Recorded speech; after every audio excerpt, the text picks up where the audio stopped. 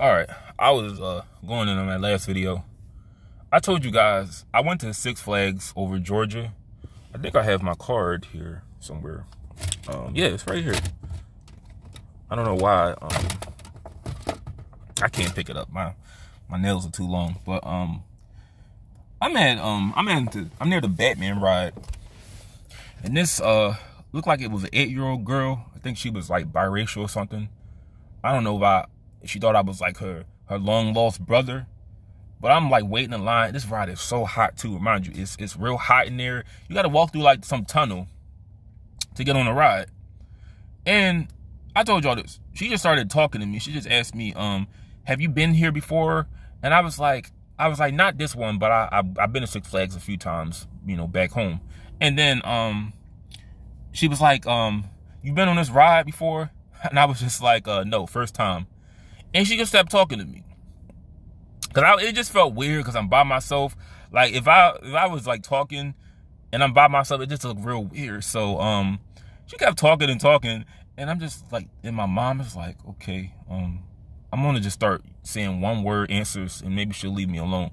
And she gets asked more questions, and I'm like, all right, somebody please get this thing away from me. Like get it to stop talking to me. And what happens when we get on the ride?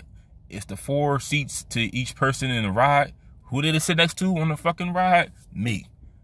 You know how it's like it was 3 of us? Because they followed me into the aisle, into the little gate where you wait until you get on the ride. They followed me, and I couldn't like turn around and be like, okay, let me just go in a different lane. I just felt like that was kind of rude. But they sat right next to me. She didn't bother moving over. You know, I didn't know if I smelled like shit or not because I couldn't smell anything. So she sat right next to me, and that was a very uncomfortable ride because, like I told you, I don't want to be near an 8-year-old for one, and 2, I didn't really know what I smelled like because I was washing my ass, of course, but I don't want to be smelling bad, and I'm too close to like people. But after that ride, I kind of stalled around. I didn't want them like following me to the park. I didn't want to. It just looked real creepy for me. With like the OCD, it just looked real creepy. But in that last video, I know you probably wondering, like, man, are you dealing with like some kind of denial, like some kind of pedophile denial? No, I'm pretty sure. Really, what it is with me, and like I said, it's most likely the OCD and just bad thoughts that go through my head. I would never want to put somebody through any kind of, well, first of all, I'm in no position to do that. I'm not around children. I don't know any kids. And most importantly, you know, I think about, of course, going to jail, going to prison. But I think about where will I end up in eternity? Because I saw that list of the guests on Epstein Island. They're saying that's a fake list. Everybody that was on that list, I'm pretty sure they were there. I don't know what you gotta, where would you go? Why would you go to Epstein Island, you know, for, other than, you know, what people are known for going there for.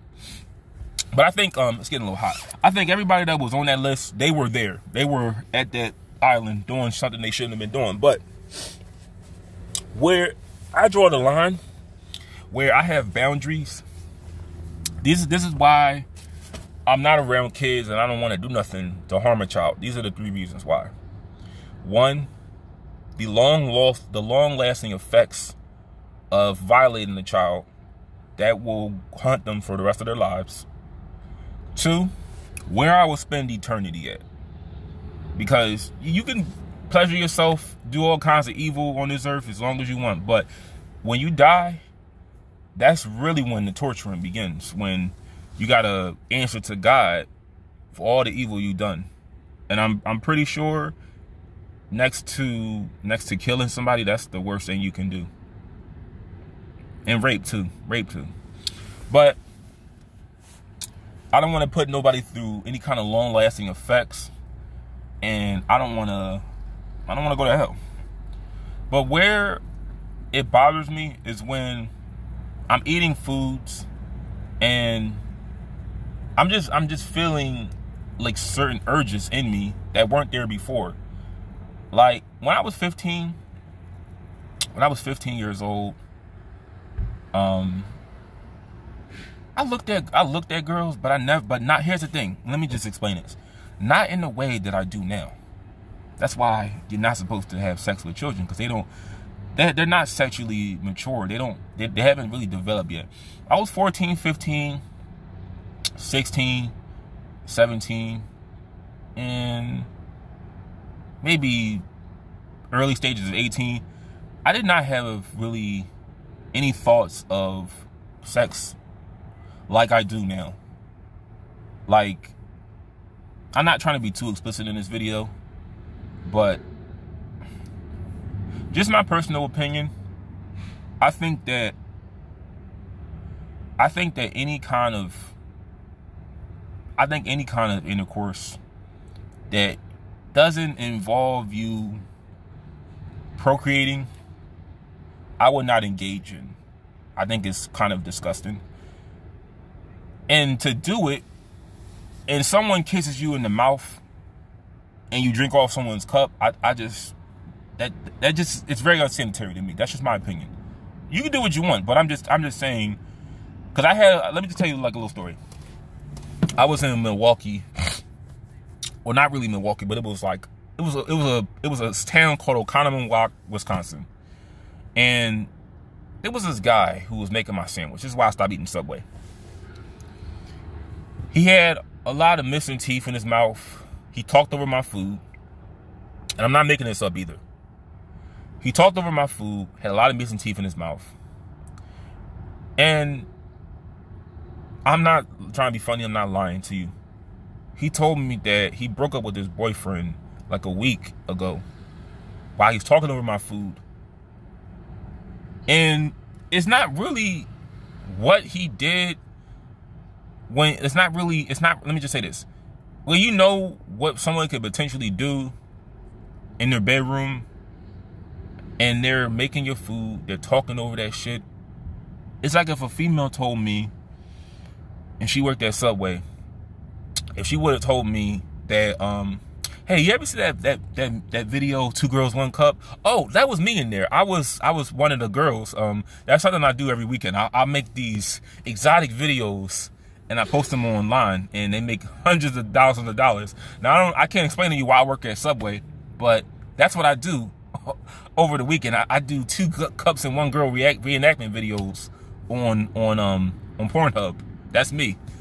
And she's making your food, talking over that shit, and you're eating that shit. Literally, it's going in your food, and it's just that I could kind of like imagine what he probably did a week ago. So let me just fast forward. I didn't really eat the sandwich. I kind of just messed in it, and I just said, because I didn't want to be rude. I didn't want to be like, okay, you know, can you not talk over my food? Because we were like, because let me just say this. I could give a fuck if he was gay. I really didn't care. He was a pretty cool dude to me. Because when I just got there, everybody was sort of a dick to me. They were very rude, and you know, he was pretty friendly. I really didn't know why he told me that. But long story short, I didn't eat the sandwich. I spent like $12 on it. It was like $11 or maybe $7 on it. It was $7, $7 and $9 plus tax. So that shit was going up at the time. I didn't eat all the sandwich. I threw it away. I didn't go back there no more because I don't really want no one spit while they're talking. I don't want nobody talking over my food. But if you're telling me your activities outside of work, that makes me not want to eat it more. I don't know how I got to talking about this. How did I even get talking about this? I'm gonna do another video.